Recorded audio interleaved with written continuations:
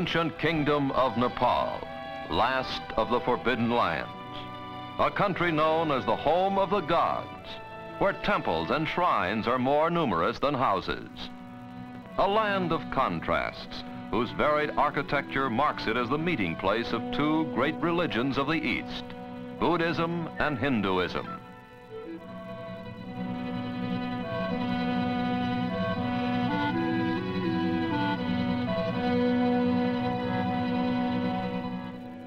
A land where primitiveness and ritual go hand in hand with friendliness and laughter.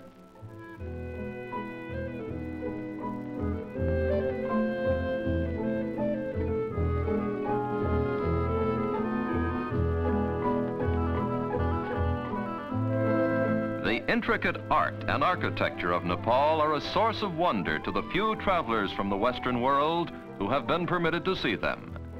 They bear testimony to the genius of a tribe of master craftsmen, the Newars, the original inhabitants of Nepal.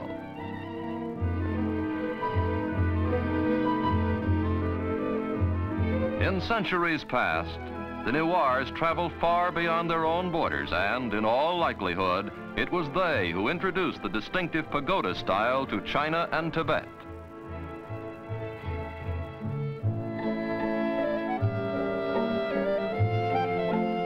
One of the crowning achievements of Newar architecture is the Temple of Bodhina, the magnet of all the great Buddhist pilgrimages. Fluttering prayer papers give the temple a festive air, while the glaring eyes of Buddha remind the faithful that their activities are being watched.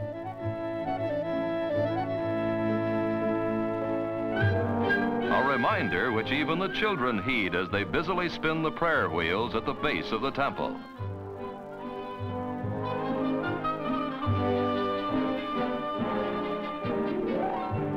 The 7 million inhabitants of Nepal live in a country ringed by mountains and guarded by jungle. There has been practically no contact with the Western world. For hundreds of years, each generation has known a primitive way of life, hardly any different from that of the generations preceding it.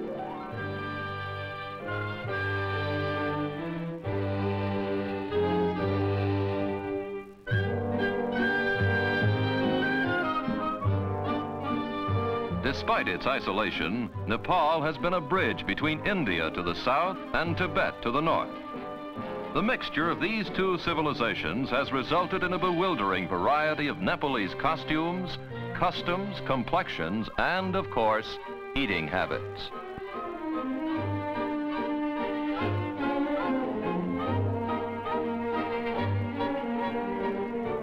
Here, a traveling Hindu fakir, or yogi, demonstrates the latest in imported headgear, a turban fashioned out of hair instead of fabric.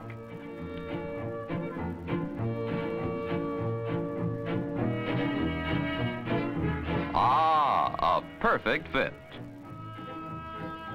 This hairdo is much simpler. Only a top knot remains to lift the youngster to heaven should he die.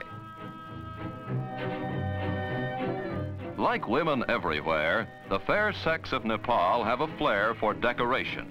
Only here it expresses itself in unusually colorful ways, and almost any part of the anatomy is fair game. The Nepalese housewife has good cause for smiling. She's her husband's bank account. Instead of salting away his capital, hubby invests it in jewelry. A man's wealth can actually be gauged by the decorations sported by his ever-loving spouse. In a land where so many gods are worshipped, festivals and religious ceremonies occupy a good part of the time. Almost every day is a holiday.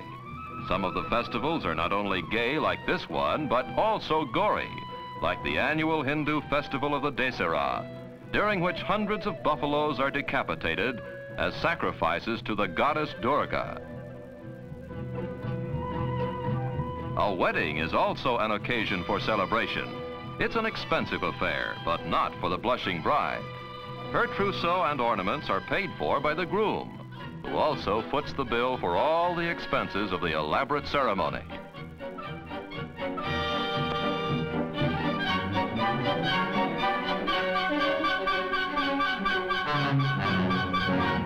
Pleasant as they are for the bride, weddings and festivals are only a brief interlude in a way of life that is hard and often unrewarding.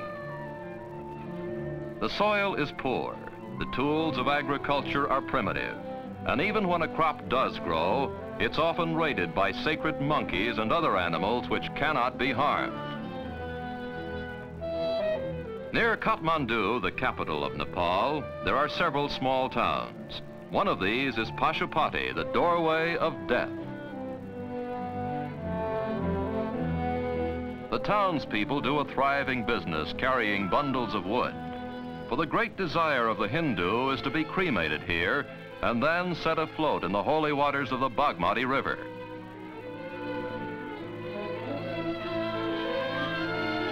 For the living, the Bagmati serves to cleanse not only the soul, but also the laundry.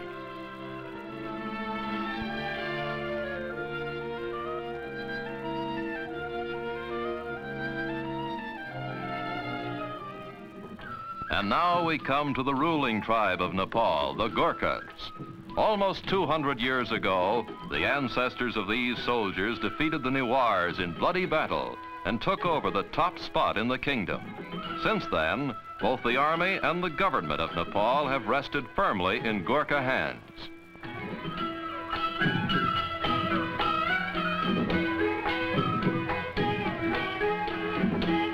Despite his fondness for dancing while dressed in milady's finery, the Gurkha is considered one of the toughest fighting men in the world. Gurkha regiments have fought valiantly in the British Army for many years.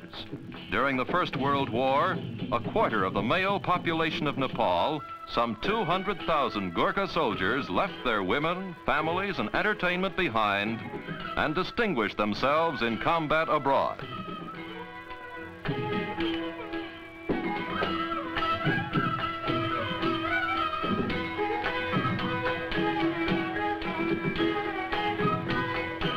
Although the Gurkhas have traveled beyond their own borders, Nepal itself, with its temples, beliefs, and people, has hardly been touched by what we call civilization.